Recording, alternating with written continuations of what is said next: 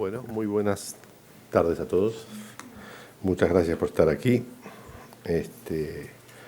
Para nosotros en la universidad, algunas de estas instancias de conferencias o de clases magistrales tienen algo de rutinario, pero en este caso tienen todo lo contrario. En realidad, la materia que tratamos hoy y la temática que tratamos hoy tiene una trascendencia que va mucho más allá de lo que son nuestras tareas docentes e informativas más o menos regulares.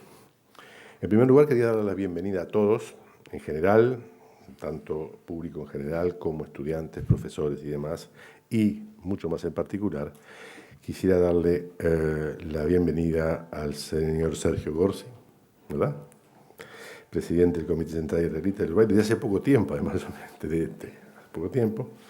El vicepresidente del Consejo Judío Latinoamericano, Saúl Gilvich, y en general autoridades de la comunidad judía en su conjunto, que son muchas y yo no las distingo demasiado, por lo tanto sean todos muy bienvenidos.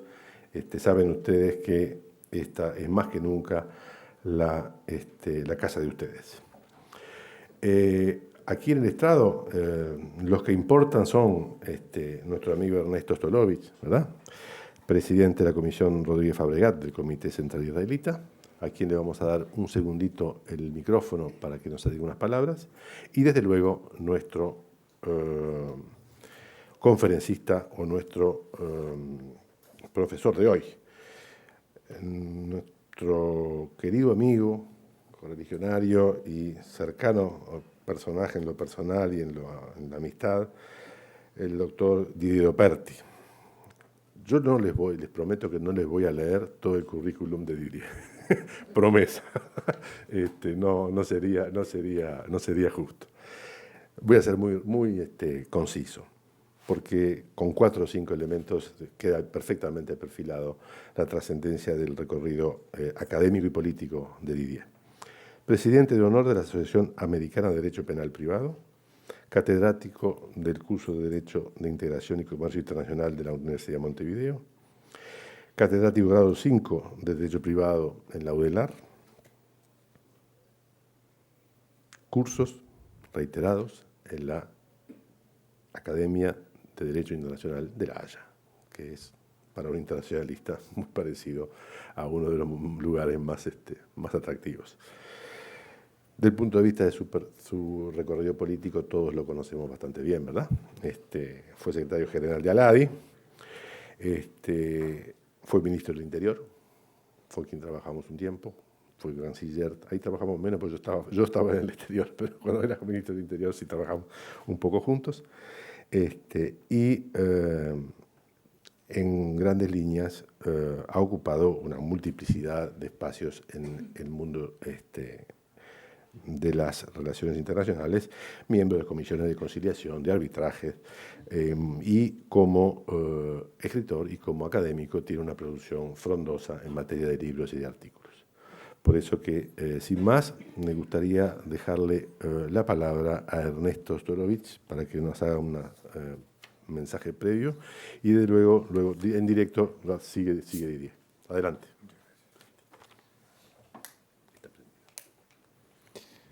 Buenos días a todos.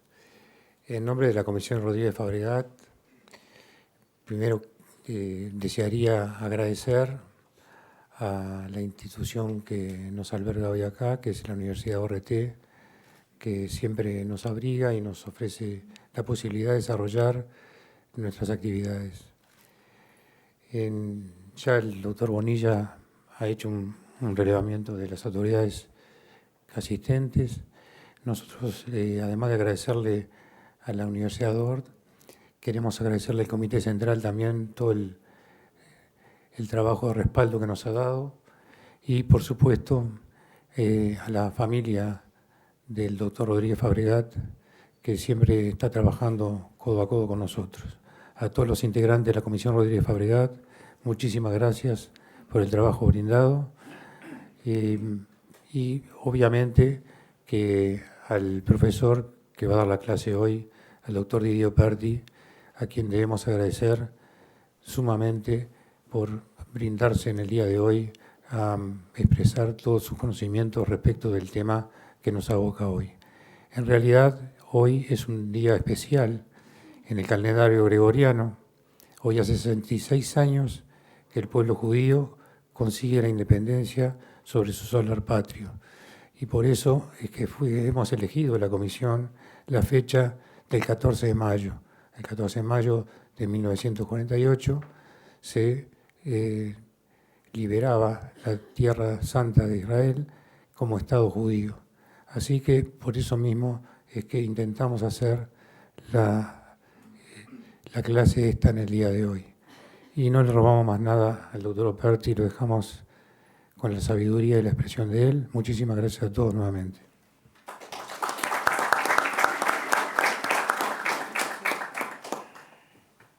Muy buenos días a todos, en primer lugar. En segundo lugar, agradecer a esta Casa de Estudios, a sus autoridades, la posibilidad de compartir con ustedes algunos comentarios, algunas reflexiones y algunos balances en tiempos en los cuales el cúmulo de las noticias, el aluvión informativo, suele de alguna manera dilatar o no asumir con frontalidad los grandes balances, repito la palabra, que la sociedad requiere. El motivo de hoy se inserta dentro de los trabajos regulares que viene llevando a cabo la Comisión Rodríguez Fabregá. Naturalmente, saludo en la presencia de su hijo, Daniel Rodríguez Oteiza, y de otros familiares, su nieta, a la que acabo de conocer, debo decirlo, y distinguidos colegas y amigos aquí presentes, digo, se inserta dentro de ese cuadro.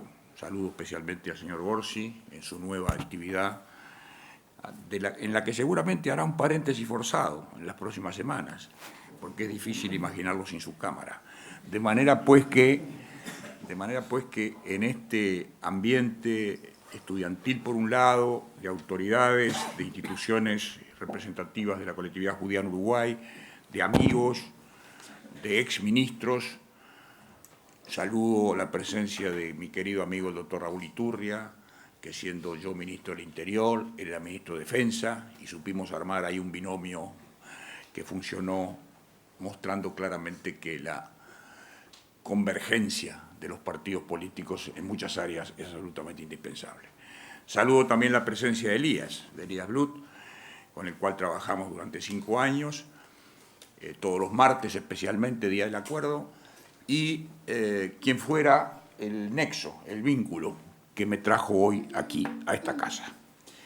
Hecha esta breve referencia introductoria, quiero entrar de lleno en la consideración de algunos aspectos de la figura de Rodríguez Fabregá, tema este que ya ha sido asumido por esta misma Casa de Estudios en distintas oportunidades, razón por la cual mucho de lo que aquí yo diré ya es conocido. Por eso preguntaba antes de sentarme en esta mesa cómo se componía la parte no conocida por mí del público, que son los estudiantes, y el nivel de estudios en que se encuentran. Y la respuesta, claro, fue la de que era un espectro muy amplio de clases del curso regular y, por lo tanto, tengo que asumir que mi exposición habrá de ser promedial, como solemos hacerlo también con el amigo Yenta en otras universidades. Enrique Rodríguez Fabregá, como es conocido, nace en San José de Mayo. No voy a hacer su biografía, obviamente, pero sí tener algunos datos de encaje, diría yo, para poder a partir de ellos configurar el diseño de una figura, si cabe la repetición. Nace en San José de Mayo en 1895 y muere en Montevideo en 1976. Quiere decir que es un contemporáneo. 1976 está muy cerca en la historia si uno lo mira desde una perspectiva del tiempo histórico. Su madre, María, según me contaba generosamente Daniel, abriendo la memoria personal y de alguna manera historiográfica de su familia, era paciente o fue paciente del doctor Jacobo Asaj,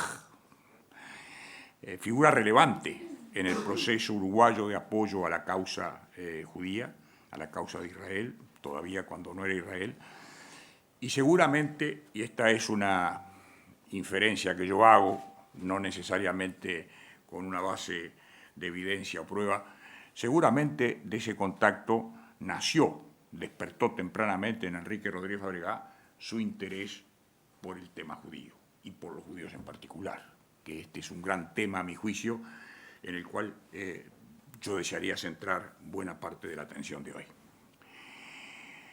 Rodríguez Fabregá fue un hombre de las letras. Fue profesor, fue maestro, fue periodista, fue negociador, fue diplomático, pero también fue político.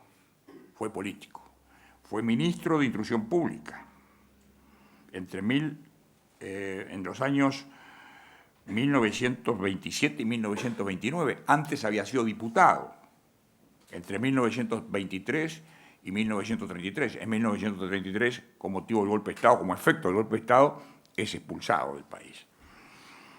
Fue el orador en el sepelio de don José Valle Ordóñez, dato importante, el 29 de mayo de 1929.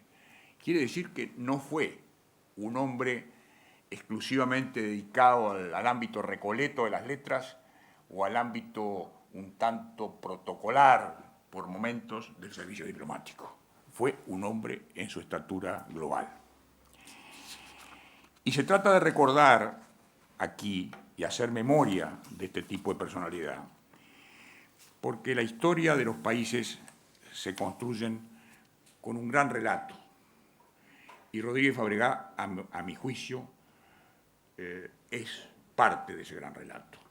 Y ese relato está por fuera o más allá de lo que puede ser la diversidad de pensamiento político de la época que le tocó actuar, en donde hubo unidad de criterio en estos temas, en este tema en particular al cual me referiré, y que muestra cómo la representatividad diplomática, política, de gestión, no es solo una actividad, yo diría, sujeta a la liturgia de las formas, es una zona donde el fondo, el contenido del negociador, su buen criterio, su capacidad de discernir y su valentía, puesta a prueba en el caso de Rodríguez Fabregá, de don Enrique Rodríguez Fabregá, en muchas ocasiones, como veremos casi enseguida.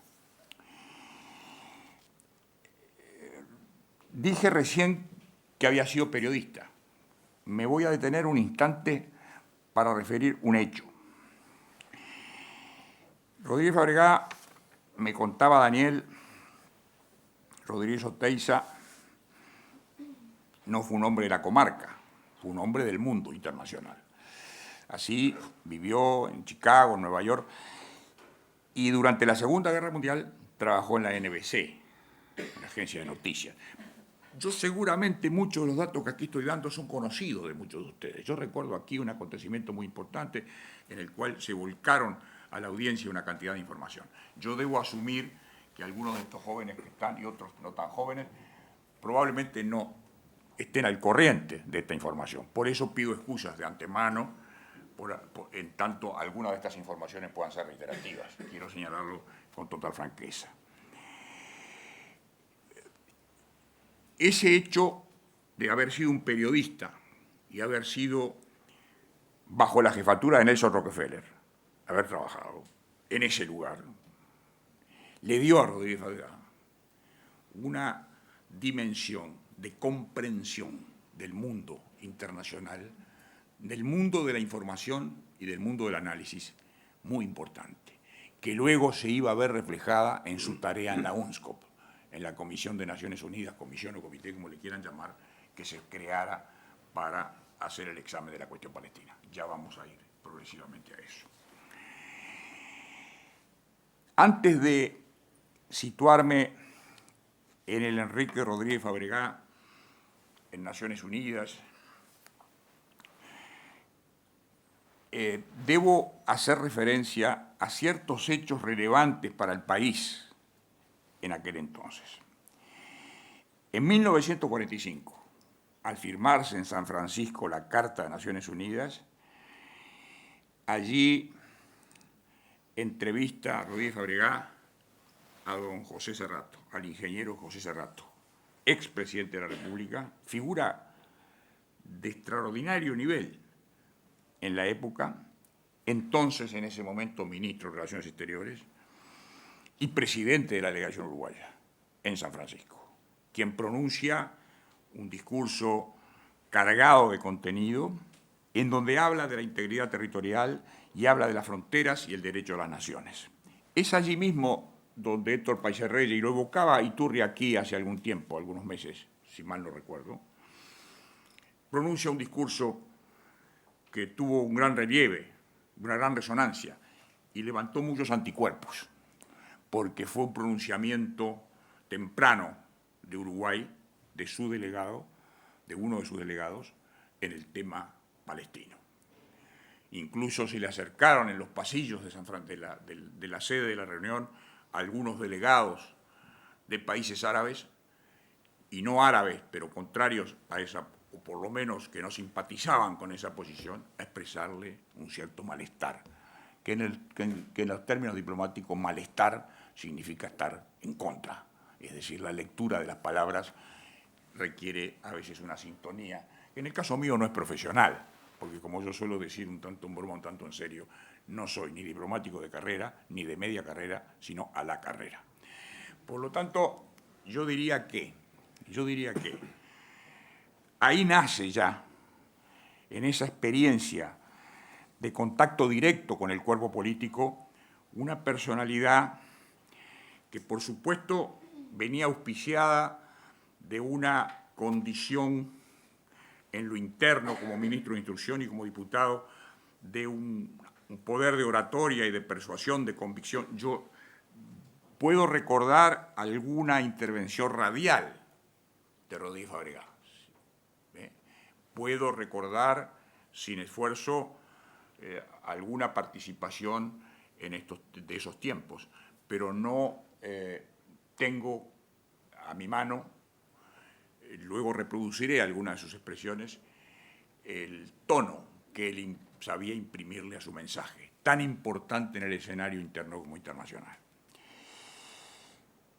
La situación del país ya mostraba en el Uruguay una clara simpatía por la causa. Hay que recordar aquí que las antiguas colonias alemanas y turcas y la caída del Imperio Otomano habían dejado esa zona del mundo con pueblos que aspiraban a encontrar la legitimidad. Deseaban dejar de ser simplemente alguien que llega o vuelve a sus orígenes para convertirse en un Estado. Ese era el gran tema. Esta población que había comenzado ya a comienzo del siglo XX, en la primera década del siglo XX, a instalarse en esa zona, pueblos judíos que venían de distintos lugares, luego eso acrece notoriamente con el nazismo, es decir, huyendo del nazismo llegan otros aluviones de gente, y entonces en ese momento ya la situación mostraba una presencia judía muy fuerte en la zona de Palestina. Pero, naturalmente, la comunidad internacional siempre se demora en sus actos. Nunca tiene la premura o nunca siente o ocasionalmente siente la urgencia de las decisiones. Estas se producen cuando ya ha habido un trámite importante previo. Y fue lo que aquí pasó. Porque ya desde la Sociedad de Naciones este era un tema. Y era un tema delicado, difícil. Entonces la Sociedad de Naciones resolvió crear un mandato. Creó un mandato. La figura del mandato que viene de la Sociedad de Naciones. La Carta de Naciones Unidas tiene el fideicomiso, no el mandato. Pero la Sociedad de Naciones reflejaba el poscolonialismo de una manera más gráfica que la propia Carta de Naciones Unidas. Y ahí se le confía este territorio a la administración internacional. Y se le confía a Gran Bretaña. Es Gran Bretaña la que se encarga de llevar a cabo y ejecutar su administración a través de un funcionario, que es el comisionado, que tiene un cúmulo de competencias y de facultades prácticamente ilimitadas. Y cuando digo ilimitadas, digo porque allí no había poder legislativo, había un sistema de justicia muy primario y había sobre todo una situación fáctica, una situación de hecho, que alentaba decisiones de la administración muy fuertes, muy imperativas y que recaían directamente sobre todos los habitantes de esa zona. El mundo colonial, entonces, se había transformado en un mosaico de estados o en un mosaico de pueblos que querían ser estados. Y así aparecía la tradición, la historia, la religión, los antecedentes, lo que cada pueblo traía en su bagaje propio, entre ellos el pueblo judío y el pueblo árabe. Ambos reclamando un lugar reconocido en el mundo, ambos esgrimiendo cada uno sus razones. Y aquí se hace necesario volver a reseñar ciertos actos y hechos de la política internacional de aquel momento. Dije recién que ya desde 1900, podría precisarlo aún más, desde 1903, comenzó a llegar sobre Palestina Occidental, al oeste del río Jordán, una migración judía alentada por el movimiento sionista que encabezaba Theodor Herzl y que ya registraba en 1914 40.000 judíos en ese lugar. También recordar aquí, como un dato que tiene relieve por lo que luego voy a explicar, que los árabes habían sido aliados de los ingleses en la lucha contra los turcos y uno de los factores activos en la caída del Imperio Otomano. Por lo tanto, había una deuda histórica de Gran Bretaña hacia los árabes. Elemento este que juega notoriamente como un gran contrapeso en el proceso de negociación que lleva finalmente a la resolución de Naciones Unidas del 27 de noviembre de 1947 y a la resolución del 14 de mayo de 1948. Inglaterra había tenido una posición, por lo tanto, de expectativa vigilante en algunos casos, en otros de militancia opuesta a la creación de un Estado judío en la zona. No quería darle señales a los árabes que pudieran, diría yo, licuar lo que había sido su alianza, pero en 1917 el ministro inglés de Relaciones Exteriores, Arthur Balfour, se pronuncia a favor de concederle a los judíos un Estado nacional en Palestina, 1917, que según la aspiración de los propios judíos no podría ser menor en su extensión a 100.000 kilómetros. Recordar que tiene 22.000 en los actuales momentos, aproximadamente.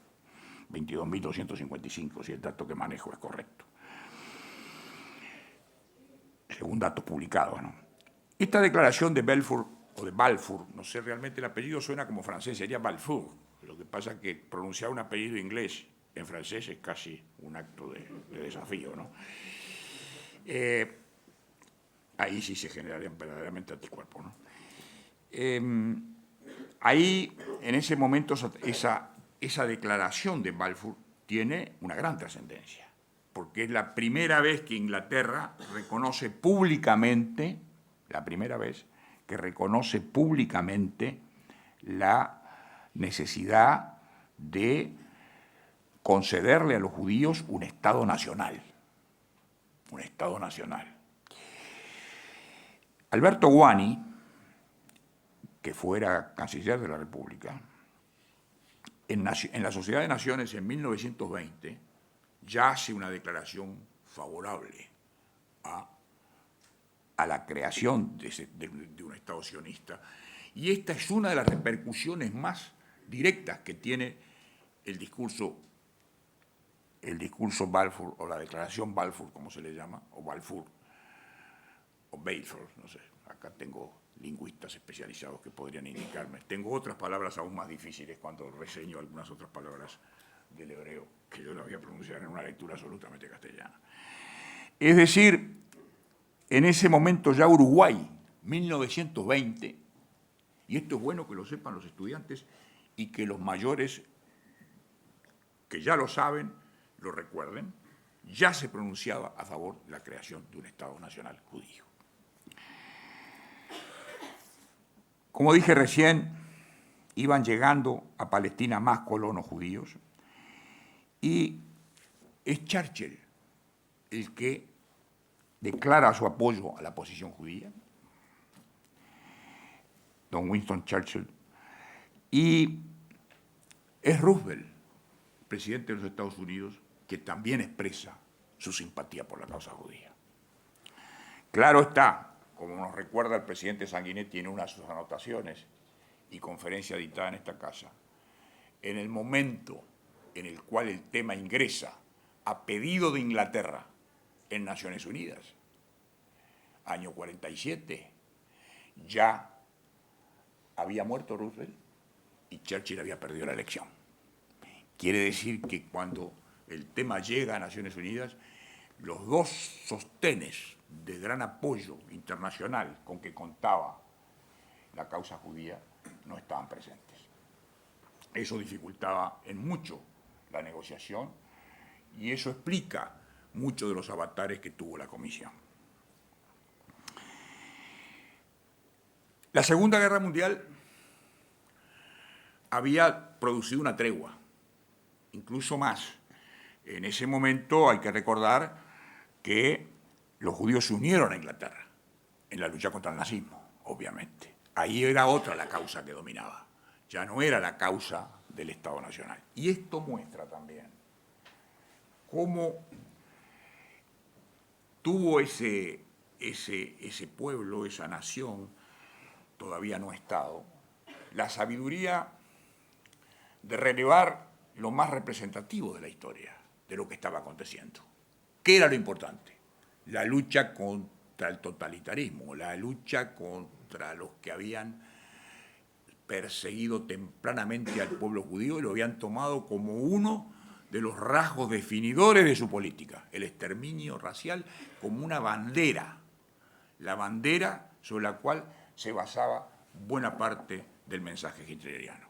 Es decir, esta sintonía con la causa de Inglaterra y de los aliados, luego contra Alemania e Italia, luego también Japón, fue una decisión muy sabia, a mi juicio, en aquel momento de los dirigentes judíos. ¿Qué pasaba dentro de la zona de Palestina? Esto está notablemente narrado en este libro. Que me lo obsequiara, creo que ya está configurado delante de testigos calificado que este libro es mío ya a esta altura, ¿no, Daniel?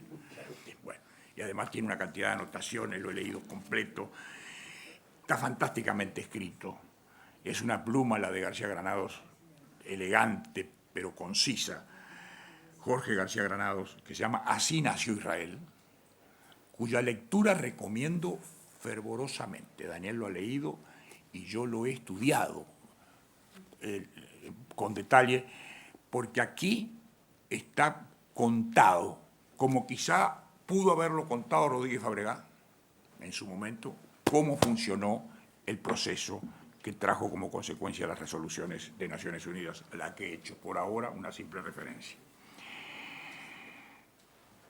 ¿Qué pasaba dentro de Palestina? Adentro de Palestina había un movimiento terrorista tremendo. Había 3 grupos judíos terroristas. Me perdonan acá los judíos porque yo lo voy a decir en español. Lo voy a leer. La Haganah, el Irgun o Irgun y el grupo terrorista Stern.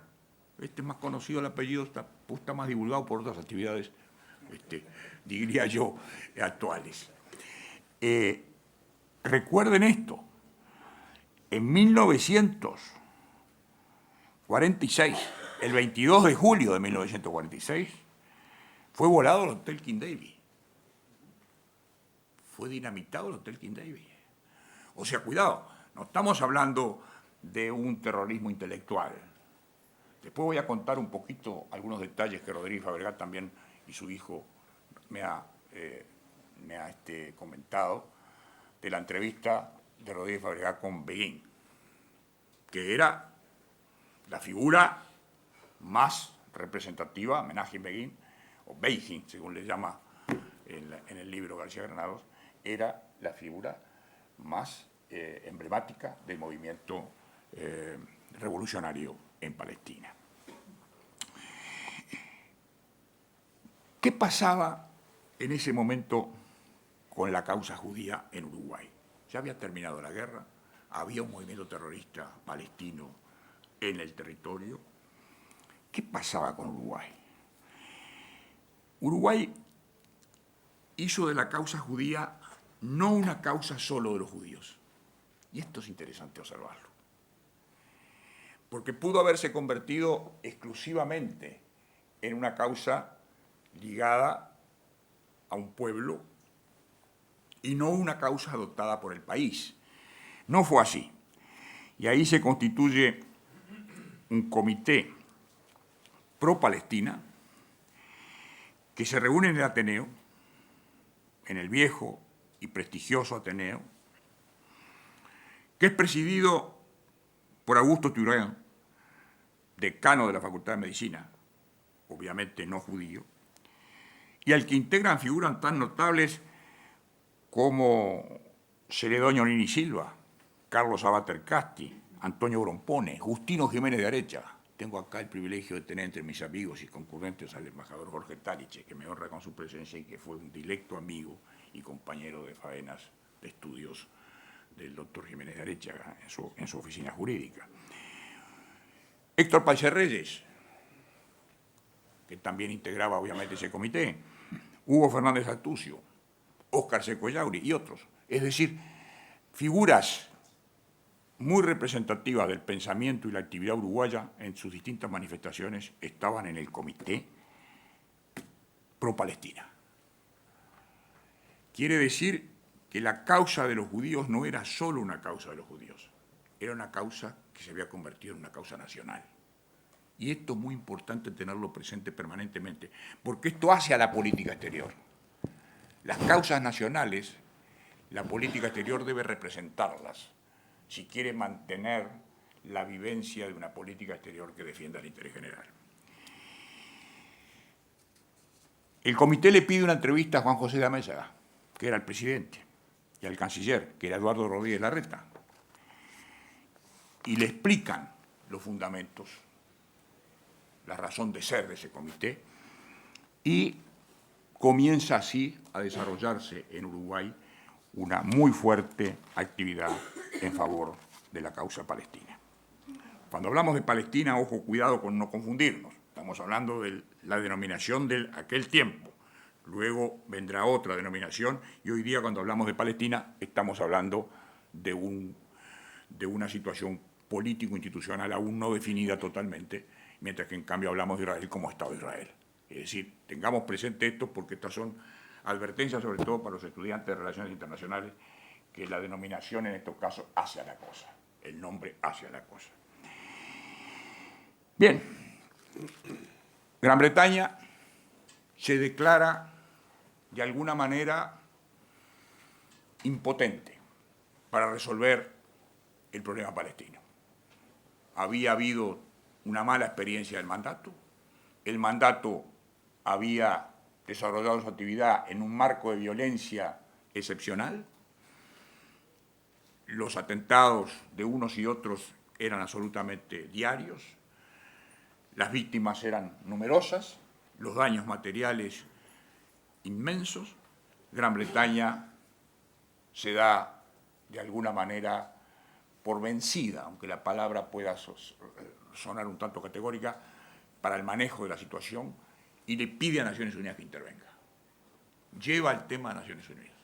Que este fue uno de los puntos de apoyo que luego tomó la comisión que integró, entre otros, Rodríguez Fabregá, para mostrarle a Gran Bretaña el compromiso que tenía con la causa judía, que venía ya de la Declaración Balfour, que se había, yo diría de alguna manera, reforzado con la posición de Churchill y que había tenido una manifestación muy concreta tiempo después con la solicitud de convocatoria de una asamblea extraordinaria de Naciones Unidas que presidiría el representante permanente de Brasil, Osvaldo Aranha.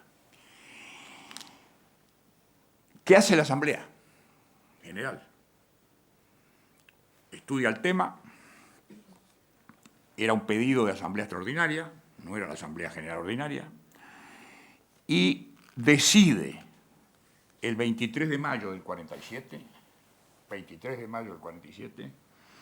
decide constituir un comité especial, una especial committee o comisión, puede llamarse comisión o comité según las versiones que se utilicen de los textos ingleses y franceses, que son los más difundidos, y la integra con 11 miembros.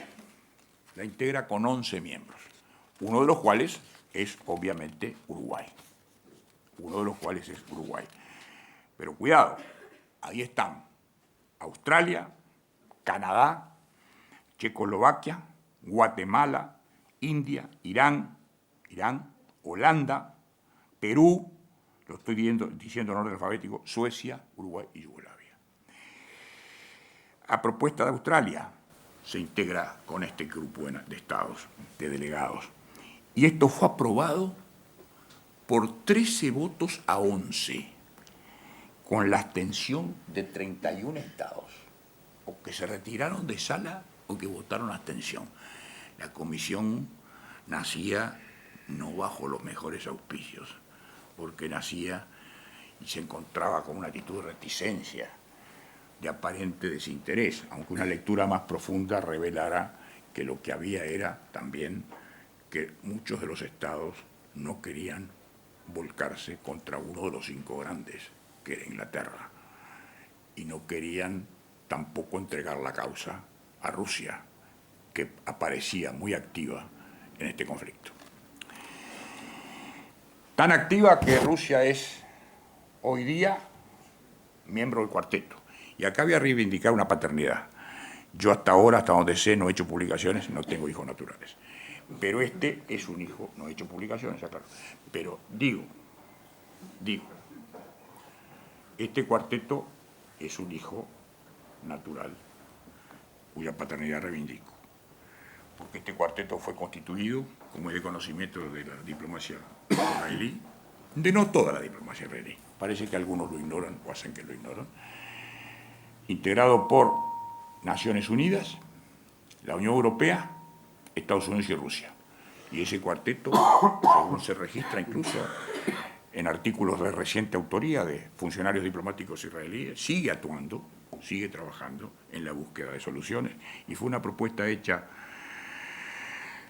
en presencia del embajador Álvaro Mersinger, por quien habla al gobierno de Israel en una de las Asambleas Generales de Naciones Unidas. De esto se sabe poco. Yo también no me he encargado de hacer de esto bocina, como se dice hoy día, y se dice con bastante frecuencia, más de la indispensable u oportuna. Pero esto también marca cómo el compromiso con esta causa tiene un derrotero histórico y una política de Estado. Política de Estado a la que no voy a hacer referencia para no entrar en niveles críticos o de apreciación que me podrían desplazar el terreno de una clase al terreno de un mensaje de otra naturaleza. Y voy a cuidar mucho ese aspecto. En ese momento se constituye este grupo. ¿Qué pasaba? Los 5 grandes querían estar. Los 5 que tienen el veto en Naciones Unidas querían estar. Era muy difícil imaginarse una comisión que relevara el problema palestino con amplia facultad de investigación, de consulta, de averiguación de los hechos, de toma de pruebas, de testimonios, etcétera, en donde no estuvieran los 5 grandes. Y a su vez no podía pensarse en uno, Porque obviamente si estaba uno van a estar todos los demás. Esta fue la primera gran discusión. Se resolvió que los 5 grandes no estuviera ninguno de ellos. Por eso esa integración que acabo de informarles, y por eso también las palabras del secretario general de Naciones Unidas, Trygve que al presentarla en el comité dice textual lo siguiente: la Asamblea General ha dado a vuestra comisión los más amplios poderes.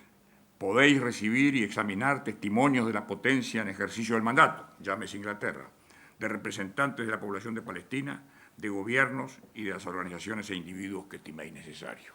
Era un mandato, por lo tanto, muy amplio, y así lo interpretaba el secretario general, diciendo que debían encararse el problema cargado de tanta emoción y pasión, rodeado por tantas exhortaciones de humanidad y de justicia. Los únicos delegados latinoamericanos en la comisión eran, como habrá surgido de la lectura que hice de su nómina, Guatemala, Perú y Uruguay. Guatemala y Uruguay. Guatemala representada por Jorge García Granados, el representante permanente de Guatemala ante Naciones Unidas, y Enrique Rodríguez Fabregá, de Uruguay, fueron quizá los delegados que trasladaron con más poder de preocupación y con menos compromiso, diría, con intereses de las potencias allí representadas, donde también había compromisos ideológicos. El delegado hindú era islámico. El delegado de Yugoslavia era comunista.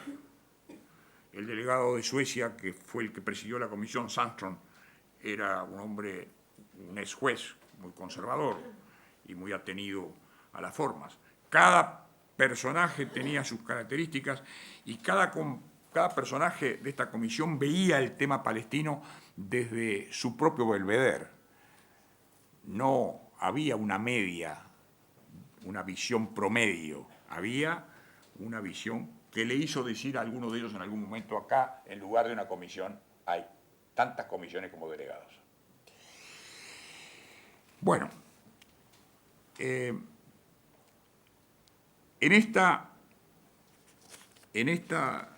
este raconto nace, por lo tanto, la UNSCOP, la llamada UNSCOP, así aparece en la sigla inglesa.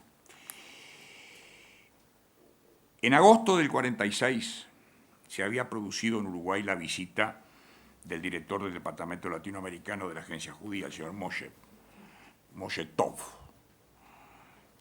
Y en abril del 47 Uruguay había comenzado a examinar cuidadosamente el estudio sobre la situación palestina. Quiere decir que cuando llega esta comisión y se integra, Uruguay expresa su interés en integrarla, porque Rodríguez Fabregá, entre otras de las condiciones que le adornaban o que le calificaban, era la de ser un fiel representante de las políticas del Estado uruguayo.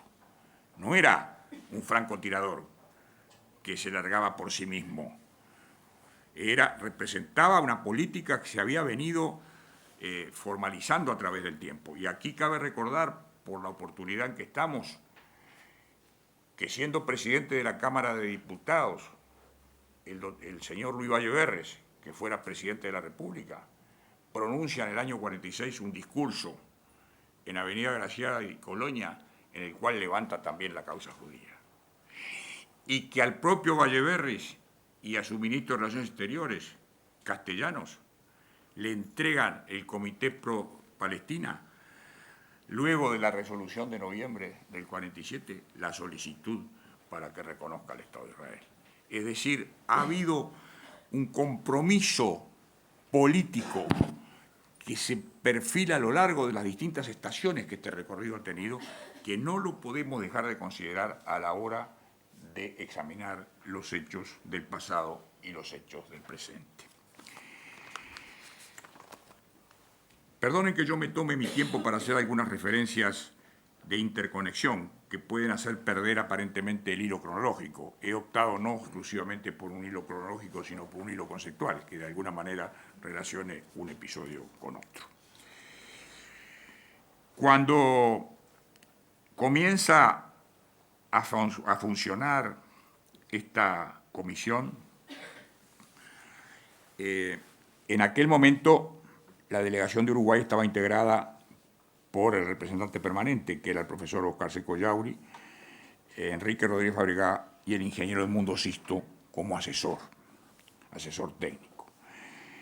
Y es importante ver cómo se le reconoce, ya no son los uruguayos los que se le reconoce, yo se lo comentaba a Rodríguez Oteiza estos días atrás, cómo el delegado de Guatemala menciona en forma reiterada el trabajo de Fabregá. Él le dice Fabregá, no le dice Rodríguez Fabregá, utiliza solo el apellido materno. Y lo menciona permanentemente por su valentía, por su percepción, por su realismo, por su inteligencia. Y en algún momento dice el profesor Fabregá, que así lo identifica, me acompañaba firmemente en todas nuestras luchas dentro de la comisión. Y yo mismo, dice García Granados, veníamos de un continente donde todo es movimiento y cambio. Era inevitable que viéramos con ojos diferentes muchos problemas que iban a presentársenos, desde el imperialismo y los derechos de los pueblos coloniales hasta las leyes policiales palestinas y el terrorismo judío. Aquí está planteada en una descripción sintética, a mi juicio, de contenido, cómo era la situación. El presidente de esta comisión o comité era, dije, un ex juez sueco, un hombre, según las descripciones que de él se han hecho, muy aquitado, muy sereno, muy severo y sueco. Es decir, otra forma de ser, sobre todo si se le compara con los latinoamericanos. Esto no es en detrimento de ninguna nacionalidad o condición, es simplemente para señalar rasgos que luego se proyectan en la negociación. Él tenía muchas reticencias en cuanto al trabajo de la comisión. Por ejemplo, no quería que los delegados de la comisión hablaran con los dirigentes que estaban en la clandestinidad. Se sentía muy celoso de cualquier actividad que se hiciera por sí solo cada uno de los delegados, que por supuesto tenían sus propios kioscos, ¿no? Y que buscaban los contactos que podían obtener. Muchos de ellos lo volcaban en la comisión y otros estaban por fuera de la comisión. Sobre todo los contactos a través de sus respectivos gobiernos, porque cuidado, cada uno de estos delegados recibía instrucciones de sus gobiernos. Cada uno de estos delegados recibía instrucciones. El presidente se oponía y García Granados y Fabregá, como dice Rodríguez Fabregá, estaban a favor de reunirse con Menachem Begin. Y hay todo un episodio que parece una película contemporánea, de esas películas que se hacen ahora sobre la historia, fantásticas, en donde se reproducen hechos con mucha fidelidad, de cómo hicieron para reunirse con Begin sin hacerle correr riesgos a él y ellos mismos. Entonces hay una descripción de cómo fue ese acuerdo, cómo llegaron al hotel, cómo del hotel fueron al Hotel Savoy, pasaron por el restaurante Ritz, del restaurante Ritz fueron al Hotel Savoy, del Hotel Savoy cambiaron de auto y fueron a tomar un taxímetro y después cambiaron de nuevo de auto, conducido por un señor que al lado de él iba otro con un revólver y atrás iba una chica con ellos dos. Toda una historia hasta llegar a conversar con Begin. Cuando llegan a hablar con Begin, y esto es importante tenerlo presente, Begin estaba en una posición muy cerrada. No quería saber de nada de la formación de un Estado árabe. Hablarle de un Estado árabe era ya de entrada encontrarse con una posición negativa. Bueno, era muy difícil, realmente, era muy difícil evitar traer las distintas posiciones que había en juego. Era un momento crucial. Era un momento crucial, porque la comisión había distintas simpatías, muchas de ellas no expresadas públicamente. Es decir, se cuidaban mucho de expresar en público con qué causa simpatizaban. Y claro, irse a reunir con Begin trajo sus problemas. Pero aquí, que la mentira tiene patas cortas, una vez más. Y García Granados y Rodríguez Fábregas pudieron descubrir que Begin se había reunido antes que con ellos, con el presidente de la comisión. Interesante, ¿no? Porque el presidente de la comisión, que era el que les había interdictado el diálogo, era él el que lo había iniciado. Y en un determinado momento Begin, estando García Granados con su vaso de vino, no Rodríguez Fábregas, que según dice allí era astemio, usted lo podrá confirmar, le dice, se ve que en algún momento Begin, todos cometen errores, el pez por la boca muere, y en algún momento dijo, sí, en mi conversación con el presidente, con Sanders, tal cosa. Quiere decir que ya, cuando ellos llegan a hablar con él, ya se conocía la situación y las posibilidades. El mandato había creado una situación de violencia en Palestina. Los fines con que había sido creado el mandato no se habían cumplido. Y hubo países como Canadá, por ejemplo, que de entrada dijeron, acá no puede haber un solo Estado. Acá hay dos comunidades distintas y aquí no puede haber un solo Estado. García Granados y Fábregas eran de esa opinión. Eran los llamados particionistas.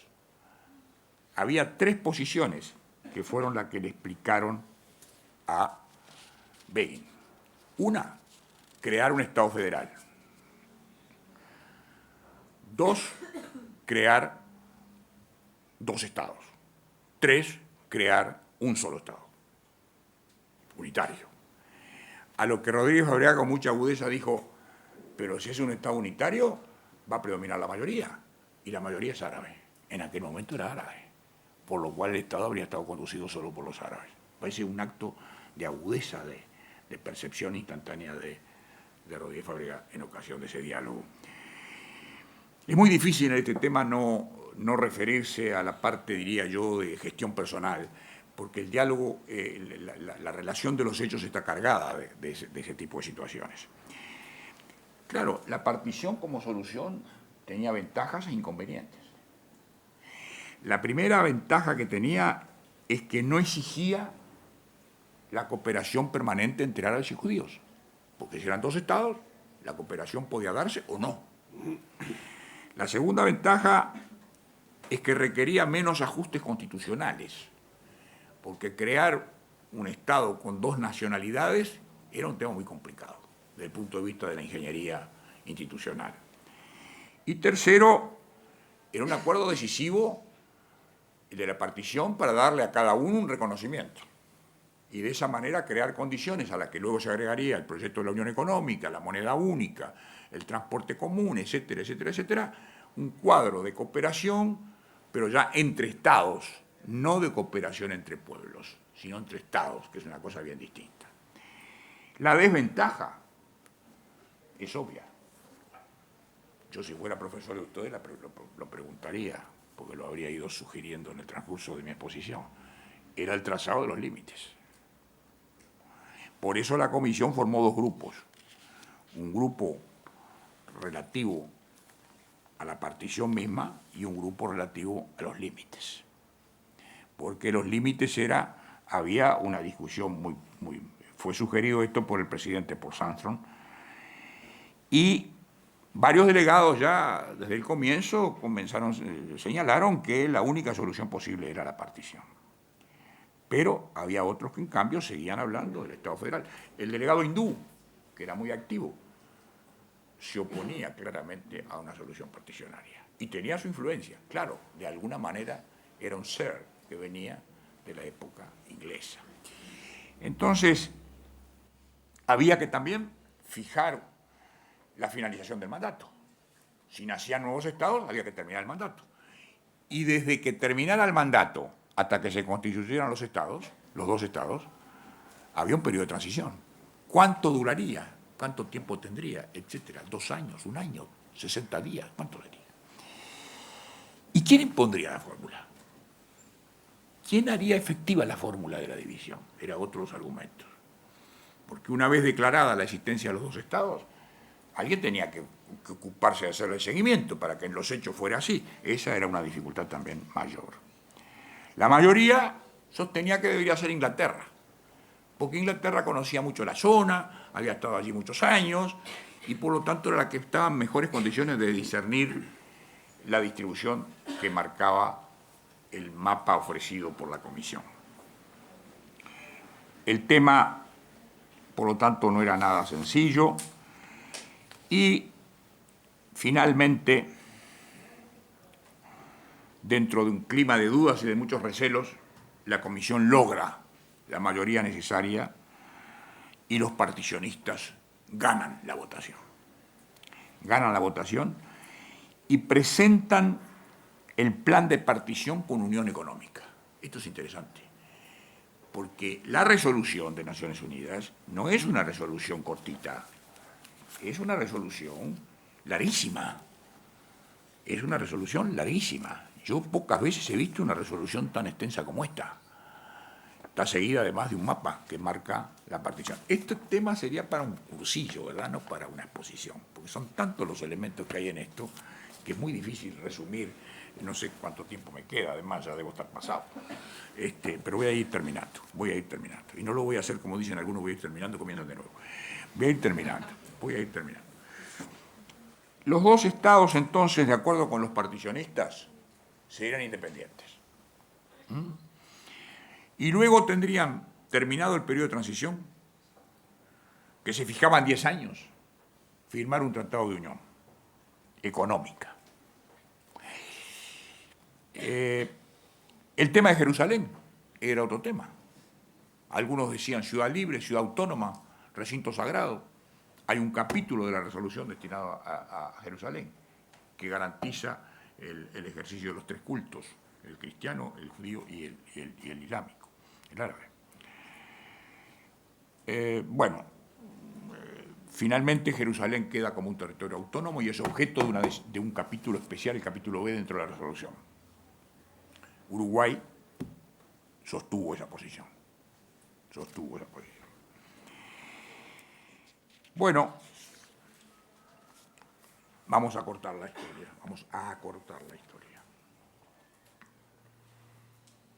La situación llega al siguiente punto.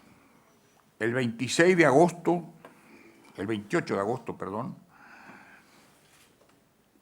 el grupo de límite no había llegado a un acuerdo. Sin ello, la propuesta sería incompleta. ¿Cómo la Asamblea General iba a resolver el problema de la creación de dos estados cuyos límites no se conocían? Y el tema de la Galilea Occidental, si se le daba a los árabes, quedaría separado del Estado. Y lo mismo ocurriría con el oeste del Negev, si se le daba a los judíos. Y además los judíos habían hecho importantes inversiones en Galilea, por lo cual ese era un tema muy sensible. El 31 de agosto del 47 en Ginebra termina firmándose las recomendaciones para el gobierno futuro de Palestina. El último que lo firmó fue el yugoslavo, Simic, que lo firmó 5 minutos antes. Me decía el otro día Daniel algo sobre esto. Acá, según la información que yo recogí, lo hizo 5 minutos antes del plazo acordado a la comisión. 2 semanas después se reúne la Asamblea General, la comisión presenta su informe, obviamente, y en Lake Sussex se reúne, como es conocido, la Asamblea General. Y este tema es una asamblea extraordinaria, pasa a ser el tema central. La votación preliminar comenzó el 24 de noviembre en la subcomisión primera, que es la Comisión de Asuntos Políticos. Se rechaza la propuesta de la subcomisión segunda de un Estado federal. También se rechaza la idea de llevar el asunto a la Corte Internacional de Justicia, cosa que algunas delegaciones propusieron, considerada como un ardid para evitar la discusión política. Y en esta subcomisión se vota 25 a favor del plan, 13 en contra, 17 abstenciones y 2 ausentes. Pero para esa resolución en la comisión se necesita mayoría simple, alcanza con mayoría simple. Pero en cambio para la otra votación se necesitan 2/3, que en aquel momento eran 32 votos afirmativos, y había que conseguir 32 votos afirmativos. Bueno, finalmente se consiguieron esos votos, y finalmente la Asamblea de Naciones Unidas resuelve, por mayoría de 2/3, aprobar el plan. A todo esto hay que integrar una comisión encargada de implementar la resolución, la que se integra con Bolivia, Checoslovaquia, Dinamarca, Panamá y Filipinas, con gran, yo diría, sensación de disgusto de parte de Guatemala y Uruguay, que eran los países que quizá más habían trabajado, pero no integraron la comisión. Se quiso de alguna manera neutralizar los efectos. Incluso a García Granados y a Fabregat se les hizo saber de distintos lugares que no veían con simpatía esa militancia tan ostensible en favor de la causa judía. O sea, también recibieron presiones importantes.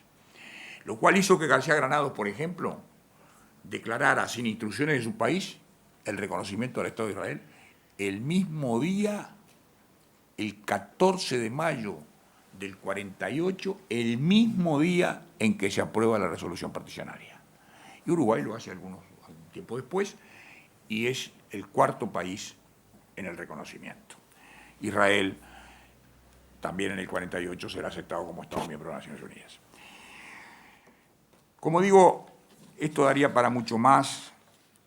He querido simplemente hacer una breve reseña, acotada obviamente, pero no quiero concluirla sin volver un poco al epicentro de la convocatoria y al marco de la convocatoria. El epicentro, Rodríguez Fabregat, el marco de la comisión. Y por eso me voy a permitir leer unos párrafos del discurso de Rodríguez Fabregat ante la Asamblea de las Naciones Unidas el 26 de noviembre del 47, donde fijó la posición uruguaya.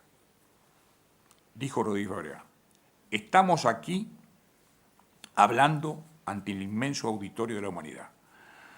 Raza o pueblo, raza o religión, un mismo común denominador de persecución y sufrimiento ha determinado el drama de este sector de la humanidad. Los que combatimos desde antes contra toda forma de discriminación, los que creímos que cuando la Carta de las Naciones Unidas vedó toda diferenciación entre los hombres por razón de raza, lengua, religión o sexo, se había cumplido un extraordinario avance en el progreso moral del mundo. Consideramos también que la solución planteada, la que planteaba la Comisión Especial, que consiste en dar una oportunidad territorial al pueblo judío, significa realizar en los hechos una victoria contra todos los actos de discriminación racial que han pretendido crear las formas de una raza superior sobre el sometimiento, la persecución o la esclavitud de los hombres. ¿Por qué es necesario que exista un Estado judío?, se pregunta Rodríguez Fabregat. Para terminar justamente esa forma de discriminación, de persecución contra un sector de la humanidad. ¿Y qué carga y qué pruebas han sido las suyas? En nuestros tiempos, en estos últimos tiempos, nadie soportó como él, se refiere al pueblo judío, carga de tal naturaleza. Llegó el nazismo e inauguró su régimen, no ya de persecución racial, sino de exterminio racial. ¿Hasta cuándo y hasta dónde hemos de seguir asistiendo, determinando y manteniendo las condiciones de la reiteración de este holocausto, solo porque en el tratamiento político de este problema el sentido de la humanidad desaparece ante cierta forma de razonamiento? Hemos de llamar a una especie de lotería de la caridad internacional, una expresión absolutamente feliz, lotería de la caridad internacional, promoviendo el buen corazón de las Naciones Unidas para que reciban, para que acojan en grupos, en lotes, a los que sobrevivieron de los exterminios, porque en algún momento se quiso limitar el número de judíos que podían llegar a esa zona. Y él le llama para que acojan en grupos, en lotes, a los que sobrevivieron de los exterminios del nazismo y están 2 años después de terminada la guerra, 2 años después del triunfo de la democracia justiciera, esperando la palabra de revelación y de verdad, no que prometa, sino que cumpla la antigua promesa de 1919, se está refiriendo a Balfour, y la de la Sociedad de las Naciones, que determinaron la creación de un hogar nacional judío en Palestina y promovieron la inmigración de las multitudes judías a la propia Palestina, donde edificaron su destino y su hogar. Y termina diciendo: sabiendo la carga de responsabilidad que esto significa, pero comprendiendo que es necesario terminar el quebranto y el drama de los pueblos de Palestina, es necesario, y árabe, es necesario transformar el hogar nacional del antiguo mandato en el Estado y en las 2 naciones que por este proyecto se crean.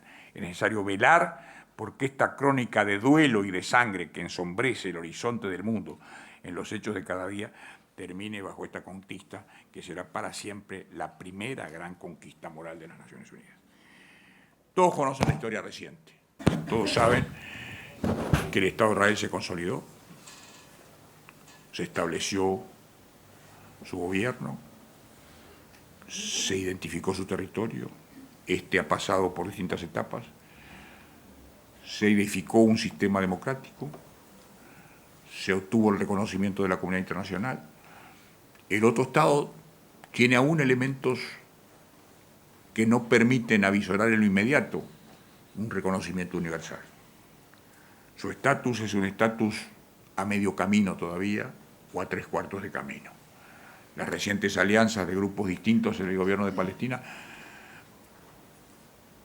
provocan un llamado de atención sobre cuál habrá de ser el tono de la negociación de sus autoridades en los próximos tiempos. En definitiva, y estas son las palabras finales que quiero expresar, hay que volver de algún modo a la resolución del 27 de noviembre de 1947. ¿Y volver por qué? ¿Porque es larga? ¿Volver porque es extensa? ¿Volver porque fue aprobada por las Naciones Unidas y no hubo otra que la modificara? No solo por eso, o no, tomando en cuenta eso. Y cuando digo larga, digo detallada. No me refiero solo a su extensión material, obviamente.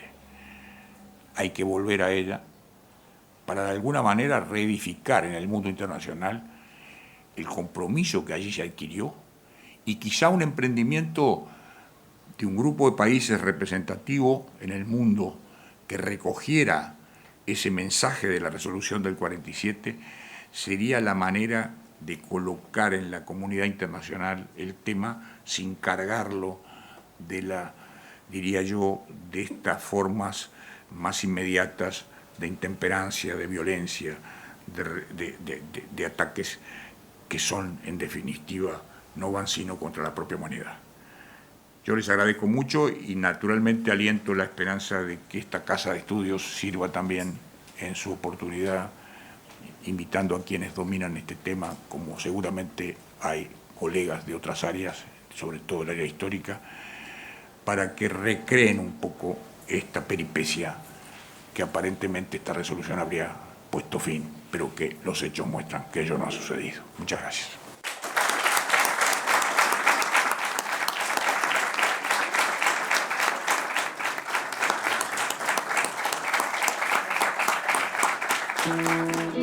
Asuntos Públicos.